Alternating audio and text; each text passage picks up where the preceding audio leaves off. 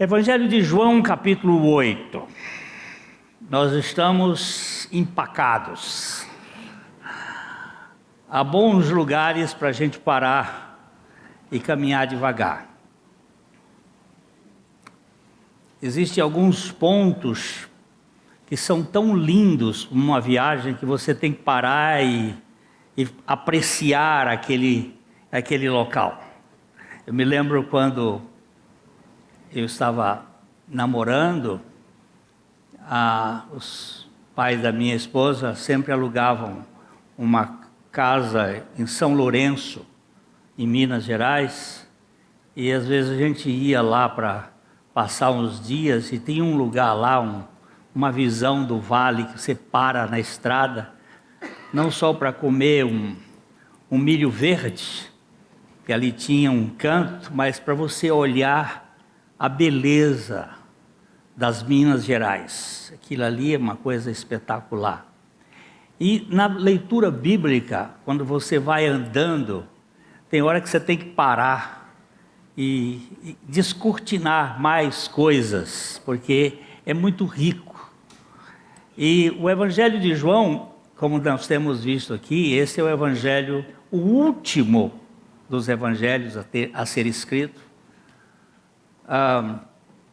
Possivelmente Mateus foi o primeiro, Marcos o segundo, Lucas o terceiro, o quarto Evangelho, João, já no final do primeiro século.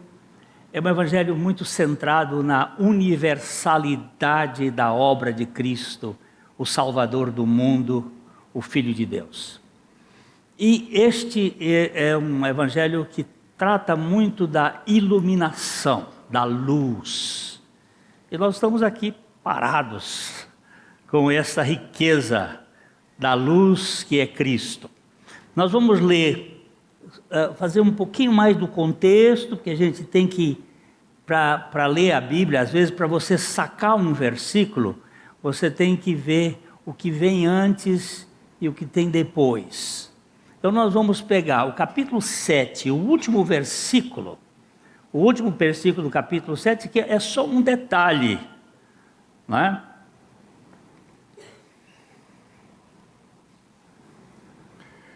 E cada um foi para a sua casa. Terminou a festa dos tabernáculos. 8 dias de festa, multidões que vieram da Galileia, gente da Judéia que era ali, gente que vinha da Grécia, de Roma. Muitos judeus, eles tinham 7 festas muito importantes, 3 delas eles eram obrigados a comparecer em Jerusalém uma vez por ano. Eles vinham de navio e tinham uma festa muito bonita, muita gente. E aí terminou a festa e diz assim, cada um foi para a sua casa. O verso seguinte, que é o capítulo 8, verso 1, vai dizer: Jesus, entretanto, foi para o Monte das Oliveiras. Por que Jesus foi para o Monte das Oliveiras? Porque ele não tinha casa. Vocês se lembram que Jesus não tinha onde reclinar a cabeça? Ele diz que as raposas tinham os seus covis, as aves do céu tinham os seus ninhos, mas o Filho do Homem não tinha onde reclinar a cabeça. E ele saiu da cidade cercada, murada, que era Jerusalém, e foi a uns 3 quilômetros para o Monte das Oliveiras, que era um lugar sempre preferido por Jesus. Ele gostava do Monte das Oliveiras. E ele foi para o Monte das Oliveiras, talvez alguma barraca que estivesse lá, porque eles estavam na festa das barracas. A festa dos tabernáculos era uma festa das tendas, das barracas. E aí, diz o texto: de madrugada, voltou novamente para o templo, e todo o povo ia ter com ele, e assentado os ensinava. Nós já falamos isso aqui, que Jesus sempre preferiu ensinar sentado. Ele era um catedrático. Cátedra significa cadeira. ele sentava para ensinar, e ensinava as suas mensagens, ele sempre proferia sentado. E madrugada, você vai depois estudar a madrugada na Bíblia, porque a madrugada é sempre o início da luz.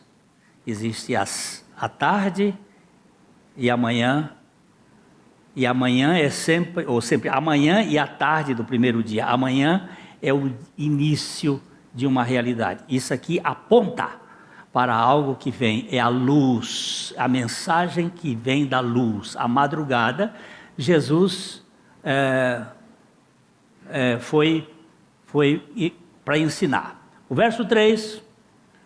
Os escribas e fariseus trouxeram à sua presença uma mulher surpreendida em adultério, e fazendo-a ficar de pé no meio de todos, disseram a Jesus: Mestre, esta mulher foi apanhada em flagrante adultério. Possivelmente naquela noite, no meio das barracas, ainda as pessoas saindo embora, essa mulher foi encontrada com um homem adulterando. E os fariseus agarraram-na e trouxeram-na para Jesus, mas não trouxeram o homem, porque ninguém adultera sozinho. Hoje em dia existe adultério sozinho, que é o adultério visual, a pornografia. Mas naquele tempo não tinha jeito. O adultério era corporal. E eles só trouxeram o homem. Perdão, só trouxeram a mulher. O homem ficou lá no canto. Então, E na lei nos mandou Moisés que tais mulheres sejam apedrejadas. Tu, pois, que dizes? e não é só as mulheres que tinham que ser apedrejadas, não. A mulher e o homem também. A lei era clara. Os dois deviam ser apedrejados.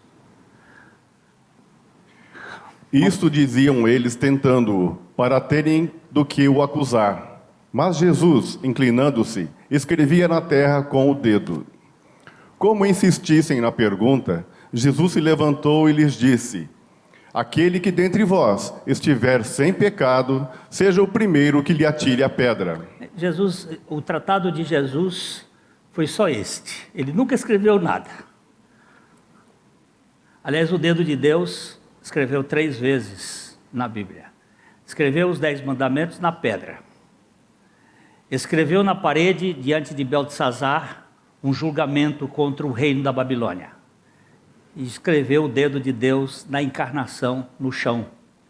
E nós já vimos aqui o que ele escreveu no chão. Eu não vou dizer para vocês poderem estudar depois, mas está lá em Jeremias, quando ele escreveu no dedo. O que foi que ele escreveu? Mas eu não vou dizer também o endereço, que é para os preguiçosos poderem trabalhar. Como insistisse na pergunta... E tornando a inclinar-se, continuou a escrever no chão. Mas, ouvindo eles esta resposta e acusados pela própria consciência, foram se retirando um por um, a começar pelos mais velhos até os últimos, ficando só Jesus e a mulher no meio onde estava. Alguém que estava lendo comigo esse texto disse: ainda bem que eles tinham consciência. Eles ficaram envergonhados. Mas o interessante é que retirando-se os mais velhos, porque é que tinham mais pecados, então os mais velhos já sabem que não tem jeito de resolver o problema de pecado e foram saindo. E Jesus então... Erguendo-se Jesus e não vendo a ninguém mais além da mulher, perguntou-lhe: Mulher, onde estão aqueles teus acusadores? Ninguém te condenou? Respondeu ela: Ninguém, Senhor. Então lhe disse Jesus: Nem eu tampouco te condeno. Vai e não peques mais. Jesus veio para salvar. E veio para morrer uma morte que não era dele. E o lugar do julgamento era na cruz, quando ele morreu a nossa morte, para condenar o nosso pecado nele mesmo. E nós ganharmos a remissão dos nossos pecados lá na cruz. Mas naquela hora ele disse: eu não vim para julgar, ele veio para salvar. E aqui nós vemos ele mostrando nem eu tampouco te condeno, vai e não peques mais. O ideal é este, não viver no pecado. É vivermos na dependência de Jesus. Agora o versículo seguinte, o verso 12, de novo lhes falava Jesus, dizendo: Eu sou a luz do mundo. Quem me segue não andará nas trevas. Pelo contrário, terá a luz da vida. Agora volta para o versículo 2. O versículo 2. De madrugada voltou novamente para o templo e todo o povo ia ter com ele e assentado os ensinava. Ele estava ensinando a respeito da luz, quando os homens das trevas vieram trazer um pecado das trevas para Jesus. Como que uma interrupção, cortaram. E Jesus foi tratar do assunto. Quando chega no versículo 8, você repara que o versículo 8, perdão, versículo 12, por favor, eu estou... De novo,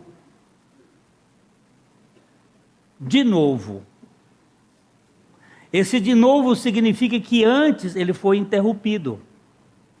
De novo lhes falava Jesus dizendo: eu sou a luz do mundo. Quem me segue não andará em trevas, pelo contrário, terá a luz da vida. E daqui para frente nós temos um embate dos religiosos das trevas querendo descaracterizar a mensagem e a pessoa de Jesus. Nós vamos ler os versículos até o 20 e depois nós vamos voltar para o 12. Vamos só ler os versículos. Então lhes objetaram os fariseus: Tu dás testemunho de ti mesmo, logo o teu testemunho não é verdadeiro. Respondeu Jesus e disse-lhes: Posto que eu testifico de mim mesmo, o meu testemunho é verdadeiro, porque sei de onde vim e para onde vou. Mas vós não sabeis de onde venho, nem para onde vou. Vós julgais segundo a carne, eu a ninguém julgo. Se eu julgo, o meu juízo é verdadeiro, porque não sou eu só, porém eu e aquele que me enviou. Também na vossa lei está escrito que o testemunho de duas pessoas é verdadeiro. Eu testifico de mim mesmo, e o Pai, que me enviou, também testifica de mim. Então lhes perguntaram: Onde está teu Pai? Respondeu Jesus: Não me conheceis a mim, nem a meu Pai. Se conhecesseis a mim, também conheceríeis a meu Pai. Proferiu ele estas palavras no lugar do gasofilácio, quando ensinava no templo. E ninguém o prendeu, porque não era ainda chegada a sua hora. Jesus estava falando da luz e eles começaram a criar problema das trevas, trazendo uma confusão. Mas só esse detalhe final para a gente pegar aqui. E ensinava no templo, no gasofilácio. O que é gasofilácio? Você hoje tem a faixa de Gaza, né? Gaza significa tesouro, riqueza. E filácio, de filaqué, que é guardar, onde se guarda o tesouro. Jesus procurou ensinar na boca do cofre, onde tinham 2 grandes candelabros.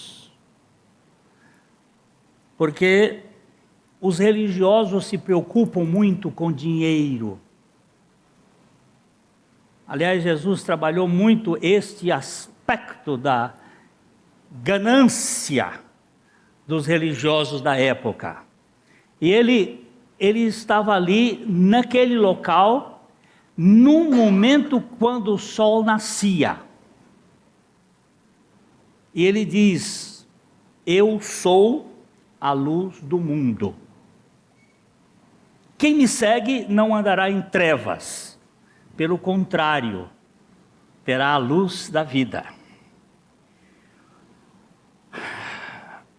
O diálogo é contado como verídico e teria sido travado no ano de 1951 entre um navio militar estrangeiro e as autoridades costeiras do Canadá, próximo ao litoral de Newfoundland, uma noite de muita neblina, uma noite escura. O comandante do navio avistou uma luz em rota de colisão com ele e solicitou: por favor, alterar seu curso 15 graus para o norte para evitar colisão com nossa embarcação. Por favor, alterar o curso 15 graus para norte para evitar colisão com nossa embarcação. Os canadenses responderam de pronto: recomendamos mudar seu curso 15 graus para o sul. O comandante ficou mordido. Nós somos um navio militar. Repito, mude o curso. Arrogância a bordo. Mas o comandante insistiu. Sim. Mas o canadense insistiu. Recomendamos mudar o seu curso 15 graus para sul para evitar colisão. O capitão ficou alterado e berrou no microfone: fique sabendo que o meu navio é um porta-aviões e que estou acompanhado de destroyers e fragatas. Exigimos que vocês mudem o curso 15 graus ao norte. Imediatamente.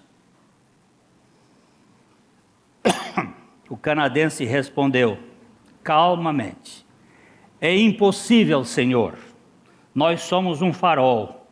Estamos num rochedo.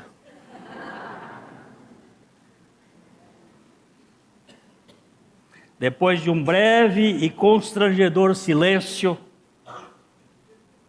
o canadense repetiu calmamente: recomendamos mudar o seu curso 15 graus para sul, arrogância a bordo. Só há uma luz, e essa não muda.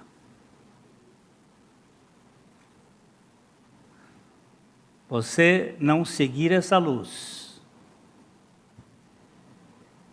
você vai entrar em colisão eterna.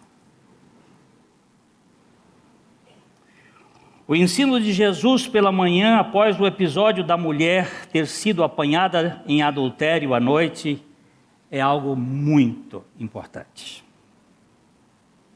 Existem as obras das trevas, existem as obras da luz. Esse texto aqui fala da luz que vem depois da noite. A luz que vem depois da queda.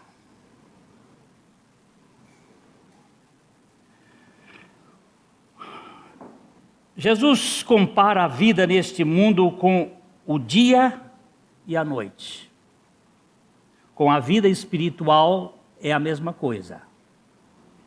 Foi no caso da ressurreição de Lázaro que Jesus fez essa comparação em João capítulo 11, versos 9 e 10.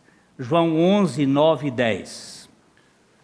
Respondeu Jesus: não são 12 as horas do dia? Se alguém andar de dia, não tropeça, porque vê a luz deste mundo. Mas se andar de noite, tropeça, porque nele não há luz. Jesus falou isso por causa da morte de Lázaro. E ele fez uma comparação, que ele é a luz. Existe uma luz neste mundo que nos guia, o sol. O sol está exatamente na dimensão, na altura, na posição certa para com esse planeta Terra. Se ele ficasse 5 graus acima ou abaixo, nós não existiríamos. Nós morreríamos. É importante o sol. Se eu pegar uma planta e tirá-la do sol, da luz solar, dentro de poucos dias, o verde, a clorofila, terá se embranquecido e ela morre, porque ela precisa do sol. A planta precisa do sol, nós precisamos do sol. E Jesus compara a vida espiritual à luz dele mesmo. Jesus disse que ele era a luz do mundo, e não somente a luz dos judeus. E enquanto ele estivesse no mundo, ele seria a luz do mundo. E isso ele falou quando ele curou um cego de nascença, em João capítulo 9, versículo 5. Ele vai dizer que ele é a luz que dá sentido. Enquanto estou no mundo, sou a luz do mundo. Não sou a luz só dos judeus. Eu sou a luz do mundo. Eu sou a luz de todo aquele que crê. Jesus é a verdadeira luz.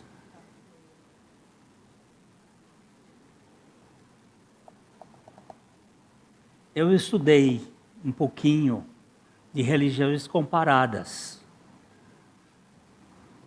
Eu estudei um pouco de Buda, para conhecer um pouco de Buda, um homem sábio.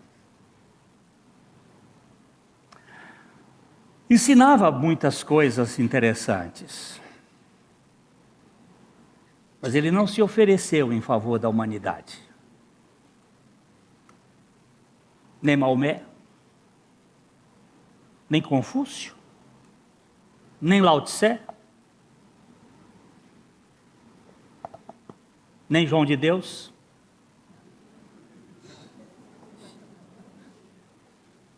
Ninguém se ofereceu em favor da humanidade.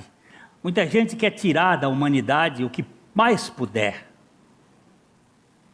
Jesus, ele não é um mestre de lições, ainda que ele seja mestre.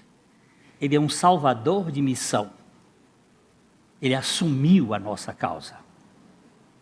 Eu não posso sair da rota desta luz. Eu preciso dele para toda a minha existência. Em João 1:9, nós já vimos isto aqui, ele é a verdadeira luz. A saber, a verdadeira luz que vinda ao mundo ilumina a todo homem. A verdadeira luz. Eu não tenho, irmãos, que tentar provar e demonstrar que Jesus é a luz do mundo. Eu não preciso provar, eu tenho que anunciar isto. O Espírito Santo vai convencer. Aquele a quem o Espírito convencer, ele vai crer e vai descansar. Agora, provar isto nunca. Havia um programa na televisão antigamente, era uma jornalista que fazia perguntas, deixa eu ver se eu lembro o nome dela, é um nome russo, Popovic, Silvia Popovic, muito bem. É bom andar com jornalistas porque eles se lembram das coisas. E eu recebi um convite para ir à televisão, para fazer um debate, para provar que Jesus era o Filho de Deus. E disse, olha, muito honro por esse convite, mas daqui não sai, daqui ninguém me tira. Não vou entrar em debates para provar nada, primeiro porque eu não tenho competência. E segundo, porque ele se basta a si mesmo. Nós não precisamos fazer discussões acadêmicas sobre Jesus. Nós precisamos proclamar que que ele, de fato, é a verdadeira luz que, vindo ao mundo, alumia todo aquele que crê. Você não precisa sair explicando, provando. Outro dia eu encontrei esse médico, médico bem reconhecido aqui em Londrina, há many years ago, mas faz tempo. Ele estava aqui na nossa comunidade paquerando uma moça, e via por causa da moça. E um belo dia ele me disse: pastor, eu queria saber, a pergunta que foi feita ao Maurício, quem é Deus? Eu disse: rapaz, eu não sei explicar. Ele disse: o senhor é desonesto. Eu digo: e muito mesmo. Mas nesse caso é que eu sou incompetente, eu não sei explicar. E como é que o senhor sobe aqui no púlpito? O púlpito naquele tempo ficava lá, naquele negócio, era mais alto ainda. E por que o senhor sobe aqui no púlpito e vem falar de Deus? Se o senhor não entende o que é Deus? Digo 1-0 para você. Você me disse há pouco que está estudando no 5º ano de medicina. Muito bem. Me diga o que é vida.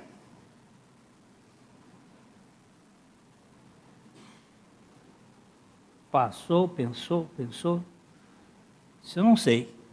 Digo 1-1. Você não sabe o que é vida.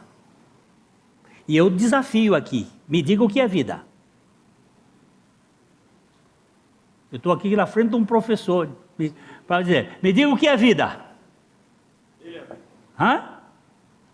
Me diga. Mas você vive. Aí eu digo: agora eu vou chutar uma outra, mais simples. Me diga o que é matéria. Aí, energia condensada. Digo: não saiu do lugar. O que é energia? Explica. Energia.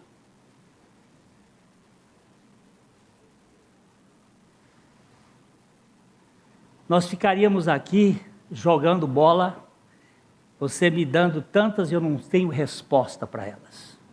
E eu também para você, e você não tem resposta. Mas eu só lhe pergunto: houve um dia que você creu em Deus e agora não crê mais? E aí eu fui apertar e descobrimos casos que ele sofreu, abusos que ele sofreu por parte de religiosos. E isto lhe fez feridas na alma, que ele tinha que aniquilar Deus. Mas quando eu li o texto que ele escreveu, 40 anos depois, ele confessando a sua experiência com Deus, eu estava no consultório médico da minha médica, fazendo o exame de coração, e eu comecei a chorar. Disse: não é possível. Só um Deus Todo-Poderoso pode fazer um milagre na vida de um homem daquele. Pode passar o tempo, mas aquele que Deus coloca a sua luz, esse vai chegar à verdade. Jesus veio ao mundo, mas os homens amaram mais as trevas do que a luz. Mas mesmo assim ele vai iluminar o coração de muita gente. Vamos ler em João capítulo 3, verso 18. Nós estamos procurando verificar mais no Evangelho de João, que ele toca muito em Jesus como a luz que ilumina as nossas vidas. Quem nele crê não é julgado. O que não crê já está julgado, porquanto não crê no nome do unigênito Filho de Deus. Verso 19. O julgamento é este, que a luz veio ao mundo, e os homens amaram mais as trevas do que a luz, porque as suas obras eram más. Verso 20. Pois todo aquele que pratica o mal aborrece a luz, e não se chega para a luz, a fim de que não serem arguidas as suas obras. Quem pratica a verdade aproxima-se da luz, a fim de que as suas obras sejam manifestas, porque feitas em Deus. Preste atenção aqui. Ele disse: o julgamento é esse, que a luz veio ao mundo. Agora, os homens amaram mais as trevas do que a luz, porque as suas obras eram más. Agora ele vai dizer assim: pois todo aquele que pratica o mal aborrece a luz, e não se chega para a luz, a fim de que não sejam arguídas ou examinadas as suas obras. Quem pratica a verdade, presta atenção que o antônimo de mal nesse texto não é o bem, mas a verdade. O contrário de mal aqui é verdade. Quem pratica o mal aborrece a luz e não chega para a luz, a fim de não serem arguídas as suas. Quem pratica a verdade aproxima-se da luz, a fim de que as suas obras sejam manifestas, porque essas obras são feitas em Deus. Não tenho medo da luz. Dr. John Lennox, o maior matemático vivo hoje no mundo, professor de Cambridge, ele teve lá uma conversa de uma moça que foi conversar com aquele ateu. Como é que ele chama agora? Não foi o Hawkins, não, foi aquele outro.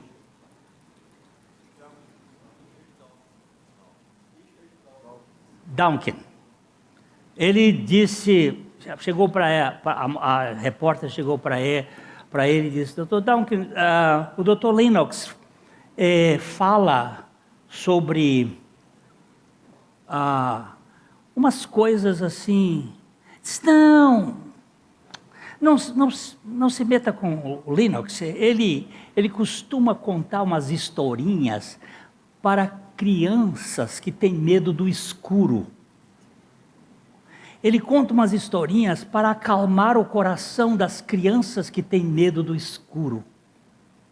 Aí a repórter correu lá no Dr. Lennox e falou, disse: olha, o Dr. Dawkins disse que o senhor conta historinhas para crianças que têm medo do escuro. Ele disse: não, Dr. Dawkins, ele conta umas histórias para adultos que têm medo da luz. O problema é este: ter medo da luz, porque a luz vai desnudá-lo. A luz vai mostrar quem você é. Agora, só que a luz que eu conheço é a luz da graça, que não vai me exprobar, que não vai me colocar na vergonha. Ele mesmo vem e cobre-me com a sua graça. Eu gosto deste evangelho. Durante a Segunda Guerra Mundial, nos Estados Unidos, era costume uma família que tivesse um filho que servisse às Forças Armadas colocar uma estrela na janela frontal da sua casa.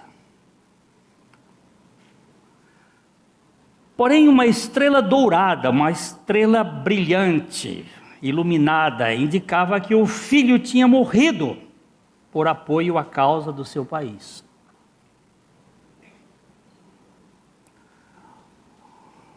Dr. Harry Lauder conta uma história sobre este costume. Ele disse que uma noite, um homem caminhava por uma rua de Nova York, acompanhado pelo seu filho de 5 anos. O pequeno foi atraído pelas luzes que brilhavam nas janelas das casas e quis saber por que é que algumas casas tinham uma estrela nas janelas. O pai explicou que aquela família tinha um filho a combater na guerra e que aquele filho foi morto. A criança bateu as palmas quando viu outra estrela na janela e exclamou: "Ó, papai, outra família que deu seu filho ao seu país." Finalmente chegaram a um descampado depois de uma fila enorme de casas com estrelas nas janelas. Naquele lugar havia um espaço e eles puderam ver uma estrela no céu. O pequenino olhou, levantou os olhos para cima e disse: ó papai, olha aquela estrela no céu. Deus também deve ter dado o seu filho para lutar pelo seu país. Sim, filho, de fato, há uma estrela no céu. E Deus deu o seu filho para lutar pelo seu país.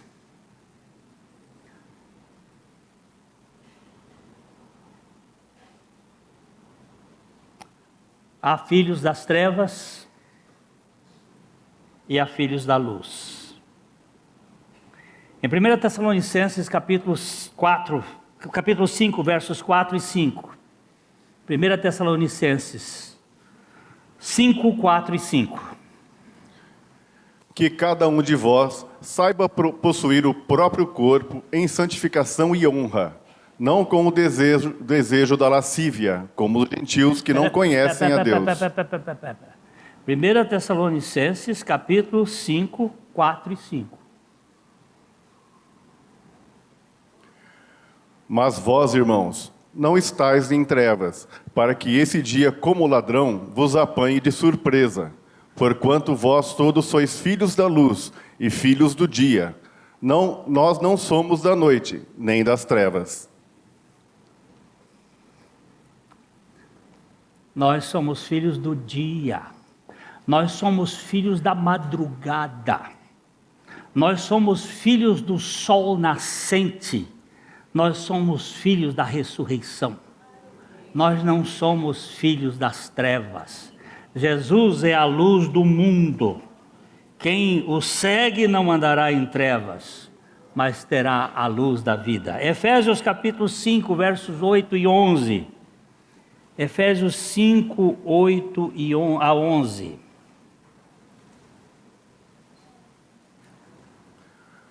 Pois outrora erais trevas, porém agora sois luz no Senhor. Andai como filhos da luz. Porque o fruto da luz consiste em toda bondade, e justiça e verdade, provando sempre o que é agradável ao Senhor. E não sejais cúmplices nas obras infrutíferas das trevas, antes, porém, reprovai-as. Olha só.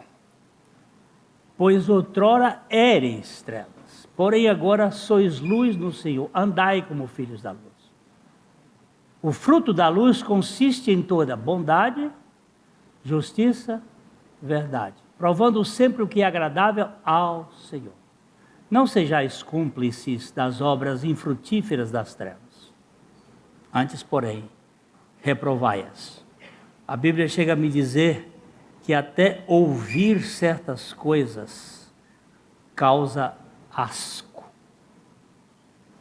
Nós não devemos nem passar por perto, porque nós somos da luz do Senhor. Jesus é a luz que dissipa as trevas. Vamos ler João capítulo 12, verso 36, 35 e 36. João 12. Respondeu-lhes Jesus: ainda por um pouco a luz está convosco. Andai enquanto tendes a luz, para que as trevas não vos apanhem. E quem anda nas trevas não sabe para onde vai. Enquanto tendes a luz, crede na luz, para que vos torneis filhos da luz. Jesus disse estas coisas e, retirando-se, ocultou-se deles. Andai, ainda por um pouco, a luz está convosco. Andai enquanto tendes a luz. Dr. Billy Graham morreu ano passado. Ele conta uma história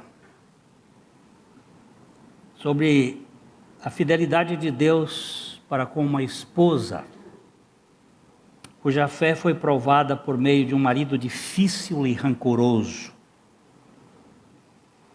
Esta é a história de uma mãe que vivia na África e que havia sido convertida pela graça de Deus.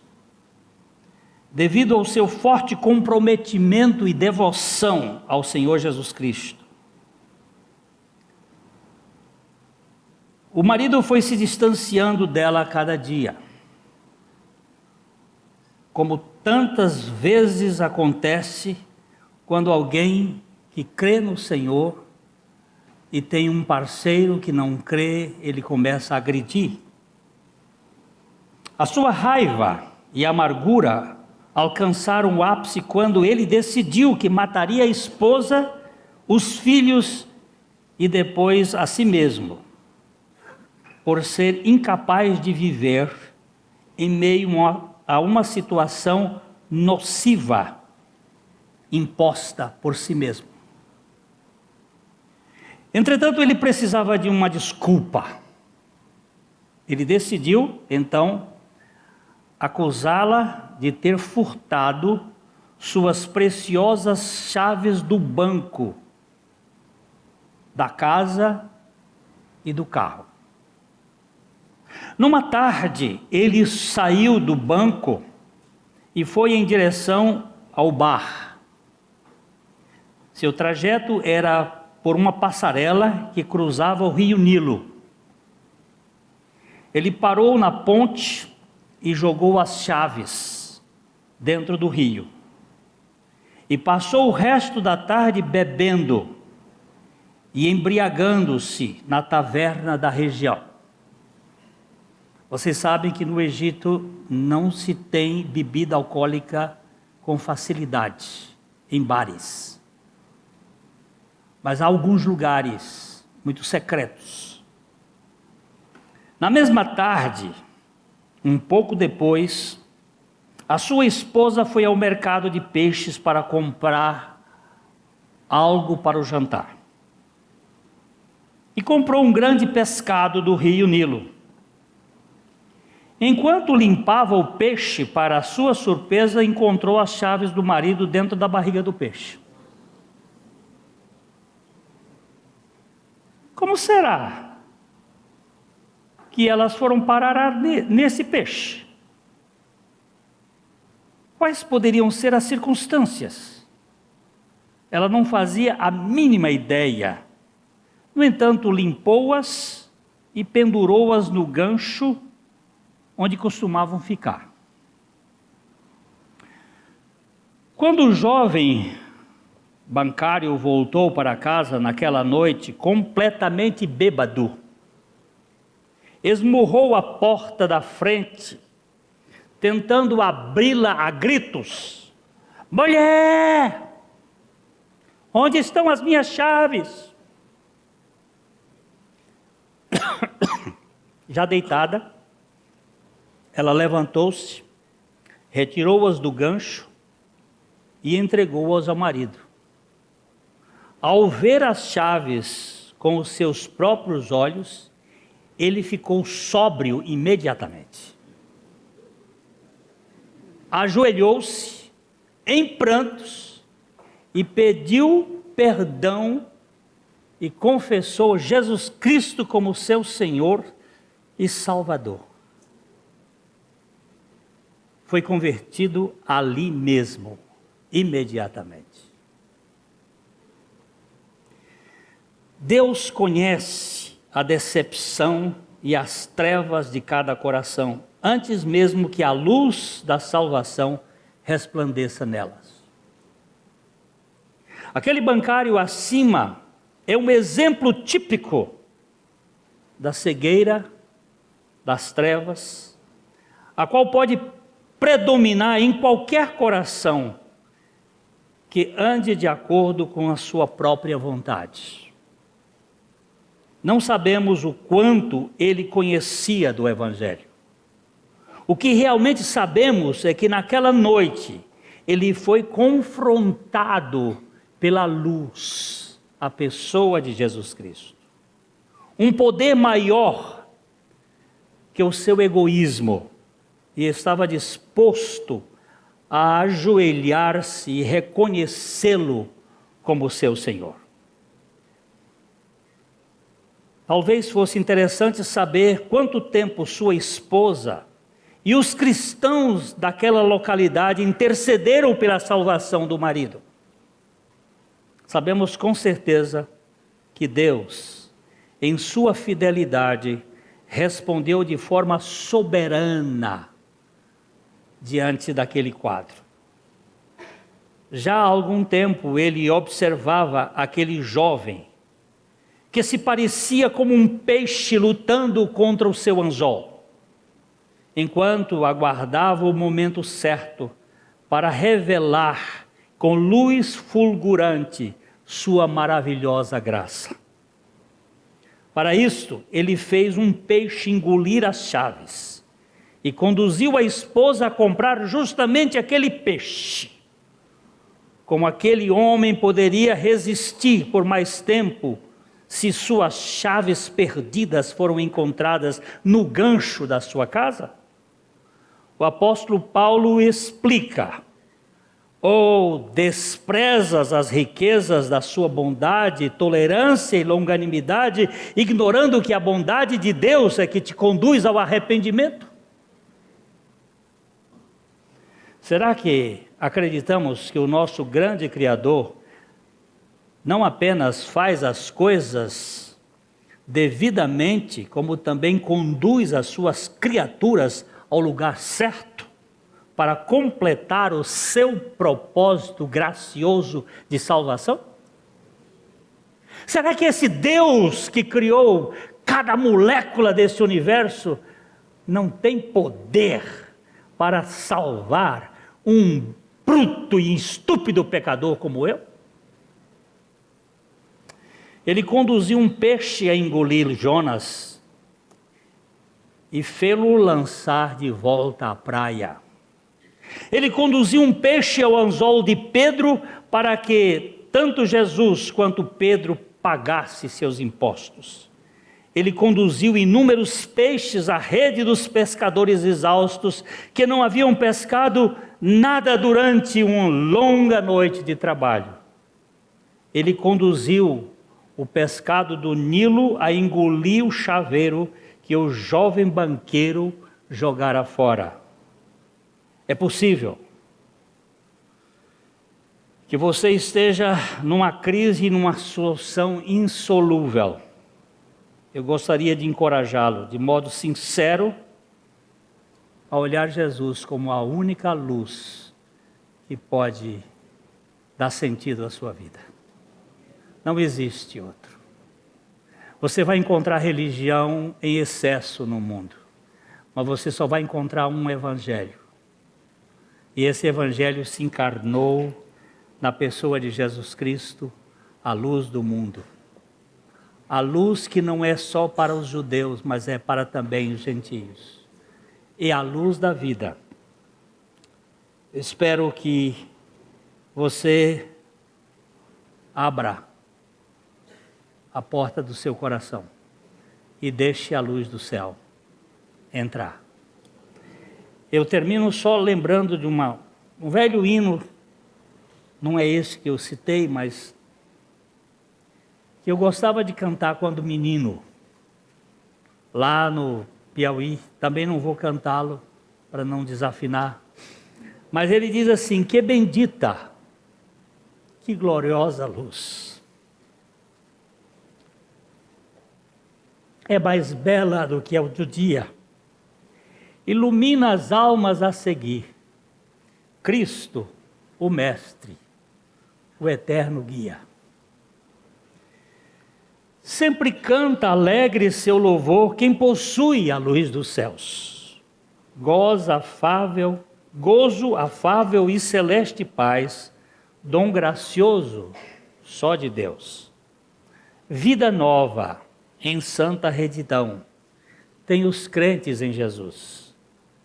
Quem de perto o Salvador seguir, dele alcança graça e luz.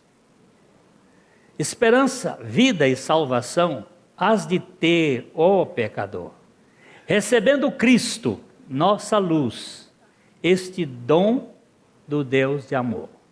Luz bendita, luz gloriosa, concedida lá dos altos céus, só ao crente em Cristo, o Redentor, ó bendita luz de Deus. Luz bendita, luz gloriosa,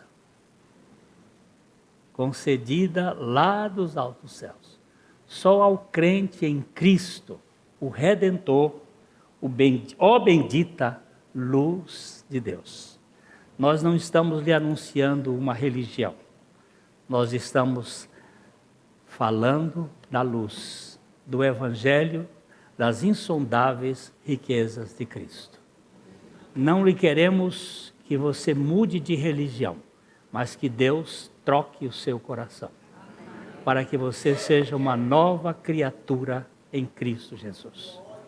Porque é isto que nós precisamos. Meus queridos, eu quero apresentar a vocês o Ministério de Áudios e Vídeos curtos, de 5 minutos, do meu querido irmão Valdir Flora Batista, que está trabalhando comigo no ministério há mais de 35 anos.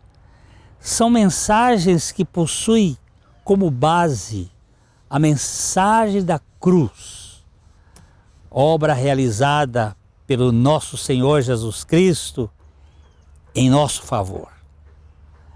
Seu canal no YouTube é Atraídos em Cristo. Se inscreva, incentive os outros a segui-lo. E nós queremos desejar a você a graça e a paz do nosso Senhor. Vai lá e você vai ser muito abençoado com esses vídeos. A Livraria PIB Londrina procura selecionar cuidadosamente seus títulos e autores a fim de oferecer um conteúdo alinhado com o Evangelho de Jesus Cristo. Bíblias, livros de teologia, devocionais, literatura infantil, biografias, comentários bíblicos e muito mais. Dispomos também de um acervo de CDs e DVDs das mais de 5.000 mensagens ministradas na Primeira Igreja Batista em Londrina. Visite a Livraria PIB Londrina e conheça ainda mais. Livraria PIB Londrina, de segunda a sexta, das 13h30 às 18 horas. Endereço na Avenida Paraná, 76A, próximo ao Calçadão, bem no centro de Londrina. Ligue para 3372-8921 ou acesse o site www.livrariapiblondrina.com.br.